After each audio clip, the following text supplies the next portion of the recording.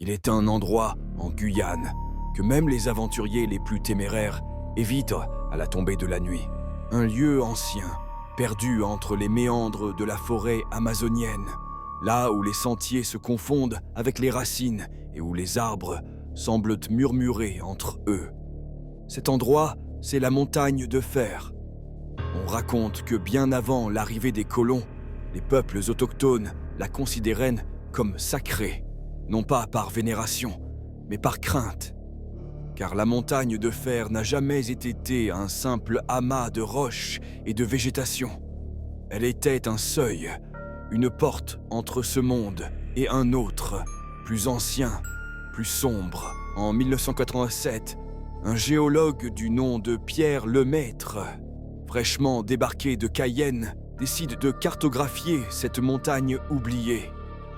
Les anciens du village de Maripasoula lui conseillent de ne pas y aller, de ne pas déranger les esprits de La Roche.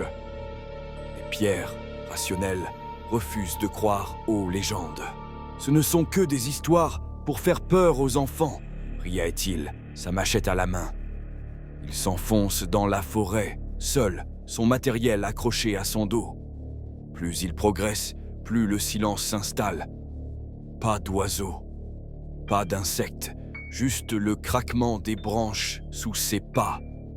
La lumière du jour semble s'éteindre au fur et à mesure qu'il grimpe.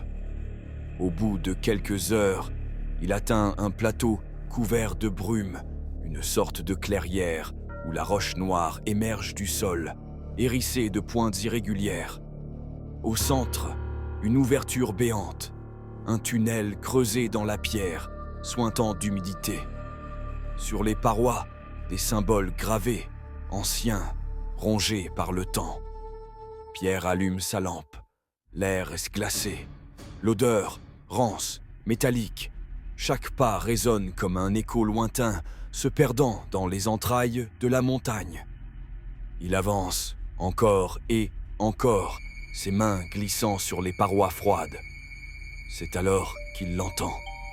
Un murmure, d'abord indistinct, à peine un souffle, puis de plus en plus clair.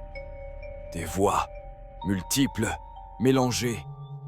Certaines pleurent, d'autres chantonnent et d'autres encore chuchotent son nom. Pierre, tu es revenu. Il s'arrête net. Le faisceau de sa lampe tremble sur les parois. Les symboles semblent bouger, s'enrouler, se déformer.